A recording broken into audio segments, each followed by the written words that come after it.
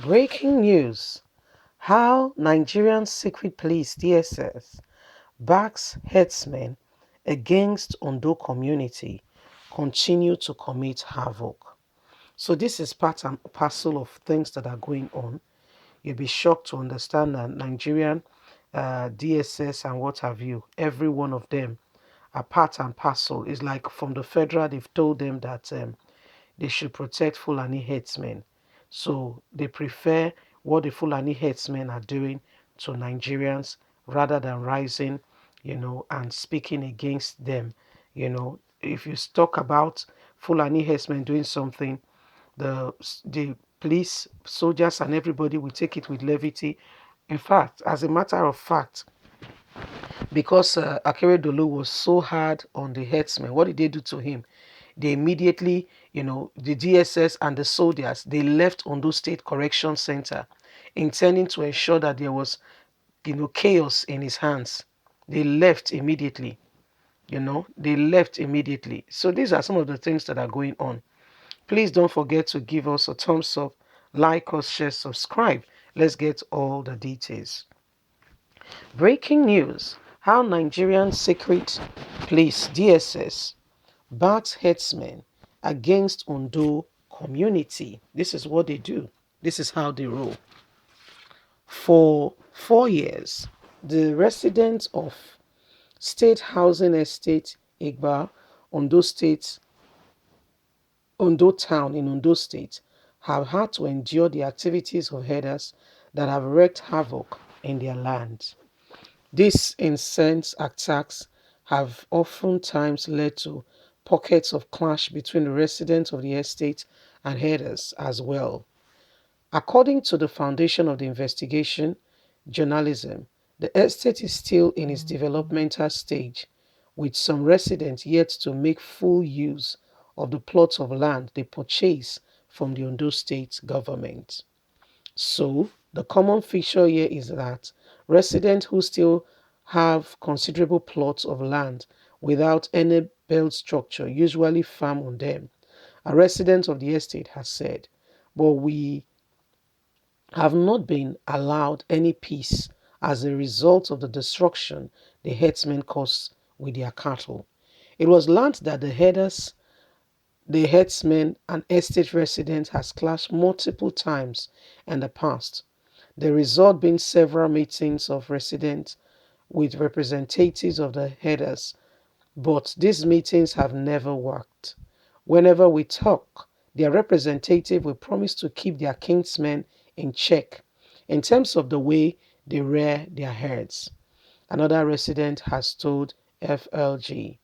However, as soon as they leave the meeting, the next day you will hear this, that they have destroyed another resident farm inside the estate. When the estate as an association eventually got fed up with the bizarre attitude of the herders, they resorted to inviting officers of the West Nigerian Security Network, popularly called Amutekun, to come to their rescue.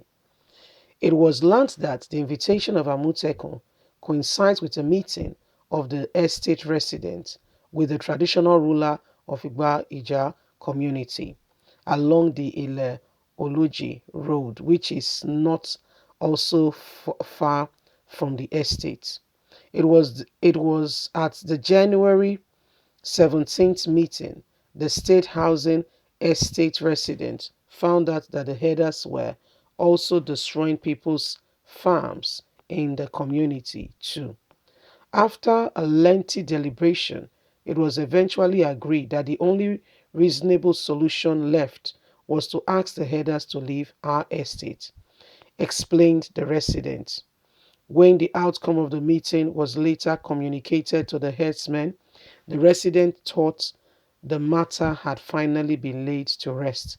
However, 3 days ago, an executive member of the Estate Residents Association got a summon by the Ondo State Office of the Department of State Services through a phone call. I am sure the invitation he got is because we had asked the herders to leave our estate. This is actually a state-owned estate and ordered by the law of the estate does not even permit for animals to be kept there.